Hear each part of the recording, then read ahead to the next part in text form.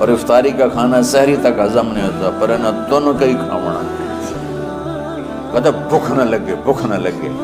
وہ بھوک لگنے کے لیے تو روزہ ہے، ایک تو یہ جسم کو صاف کرتا ہے، دوسرا غریبوں کی غربت کا احساس پیدا کرتا ہے کہ جو بھوک تو آج برداشت کرتا ہے، غریب روزانہ یہ بھوک برداشت کرتا ہے۔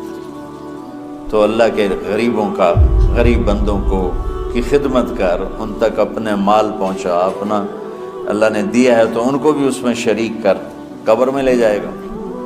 تو اللہ تعالیٰ نے میرے دل میں یہ ڈالا تو ہم نے تعلیم رمضان میں شروع کی، کیونکہ قرآن رمضان میں اترا، انجیل رمضان میں اتری، زبور رمضان میں اتری، تورات رمضان میں اتری، تو پھر اللہ نے اس مہینے کا نام خود رکھا شہر رمضان، شہر رمضان۔ اس میں شب قدر رکھی، اس میں رات کی ایک نماز۔ اچھا، پہلی امتوں پہ روزہ فرض تھا افطاری سے افطاری، بہت شدید تھا، 24 گھنٹے کا روزہ، بس افطاری کے بعد آنکھ لگ جاتی تو روزہ اگلا شروع ہو جاتا۔ تو ہم پر بھی پہلے ایسے ہی روزہ اترا، افطاری سے افطاری۔ تو ابن سرمہ رضی اللہ تعالی عنہ اونٹ چرانے والے تھے، وہ شام کو لوٹے تو بیوی سے پوچھا کوئی افطاری کا سامان ہے؟ انہوں نے کہا ہے تو نہیں، میں کہیں سے لے آتی ہوں۔ وہ گئیں افطاری کا کوئی سامان لینے، ان کو تھوڑی دیر ہو گئی اور ان کی آنکھ لگ گئی، تھکے ہوئے تھے، سورج ڈوب گیا۔ جب وہ آئیں تو ان کا ہائے سرمہ تو ہلاک ہو گیا۔ کیا ہوا؟ کہا اگلا روزہ شروع ہو گیا کیونکہ تیری آنکھ لگ گئی۔ تو انہوں نے کہا چلو کوئی بات نہیں، لیکن ظہر کے وقت بے ہوش ہو گئے۔ ایک روایت میں آتا ہے نماز پڑھنے آئے اور گر گئے، اور ایک میں آتا ہے گھر میں بے ہوش ہوئے۔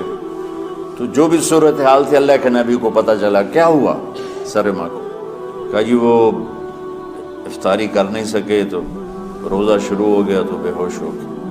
تو اللہ کے نبی رنجیدہ ہوئے تو اللہ تعالیٰ نے قرآن اتار دیا، چلو میرے محبوب ساری رات کھاؤ حتیٰ یتبین لکم الخیط الابیض من الخیط الاسود من الفجر، کہ میرے محبوب صبح صادق تک آپ کی امت کو اجازت ہے، کھاؤ۔ پہلی امتوں پر افطاری سے افطاری، لیکن ان کی نماز تراویح نہیں تھی، تو ہمیں اللہ تعالیٰ نے دیا سحری تک، پوری رات۔ اچھا، ایک صحابی آئے، یا رسول اللہ میں تو مارا گیا۔ آپ نے کہا کیا ہوا؟ کہا میرا روزہ تھا، میں بیوی کے پاس چلا گیا۔ آپ نے کہا تو پھر تو غلام آزاد کر، کفارہ دے۔ کہا جی میں تو خود غریب آدمی ہوں، غلام کہاں سے آزاد کروں، خریدنا پڑے۔ آپ نے کہا 60 مسکینوں کو کھانا کھلا۔ کہ میں آپ مسکین ہیں، میں کینوں کھانا کھلاؤں؟ آپ نے فرمایا پھر آخری ہے کہ 60 روزے رکھ، مسلسل رکھنے ہوتے ہیں جو کفارے کے ہوتے۔ وہ کہنے لگا ایک روزے چاہے کم کیتا ہے، 60 روزے اج میں کی کروں گا؟ تو آپ نے فرمایا اچھا ٹھیک ہے بیٹھ جا۔ بیٹھ گئے۔ تھوڑی دیر ہوئی تو ایک انصاری صحابی کھجوروں کا ٹوکرا لے کر آیا کہ یا رسول اللہ یہ صدقے کی کھجوریں ہیں، تقسیم فرما دیں۔ تو آپ نے فرمایا بھائی وہ کدھر ہو؟ کہا جی بیٹھا ہوں۔ آپ نے کہا ادھر آ، یہ کھجوریں لے جا اور 60 گھروں میں تقسیم کر دے۔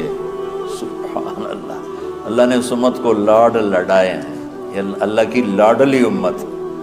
عجیب واقعہ یہ، کہنے لگا یا رسول اللہ، اللہ کی قسم مدینے میں مجھ سے غریب کوئی نہیں، آپ ایسا کرو یہ میرا کفارہ مجھے ہی صدقہ کر دو۔ تو آپ اتنا ہنسے کہ یہ آخری دانت نظر آنے لگے۔ بہت کم ایسا ہوتا تھا فضحک حتی بدت نواجذہ، ایسا ہنسنا آپ کبھی کبھی ہنستے تھے کہ آخری دانت پورا منہ کھل جائے، تو آپ اتنا ہنسے کہ آخری دانت تک نظر آنے لگے۔ تو آپ نے کہا اچھا جا لہ جا تیرے واسطے، لیکن یہ صرف تیرے لیے اور کسی کے لیے نہیں ہے۔ تو جب ایسی خیانت ہوئی تو اللہ تعالیٰ نے دوسرا حکم بھی اتار دیا، باشروہن، کہ تمہارے لیے بیوی بھی حلال ہے، کھانا بھی حلال ہے جب تک صبح صادق نہیں ہو جاتی۔ لیکن اللہ نے ہمیں ایک نماز عطا فرما دی، جس کو ہم آج صلاۃ التراوی کہتے ہیں. میرے نبی کے زمانے میں اسے قیام اللیل.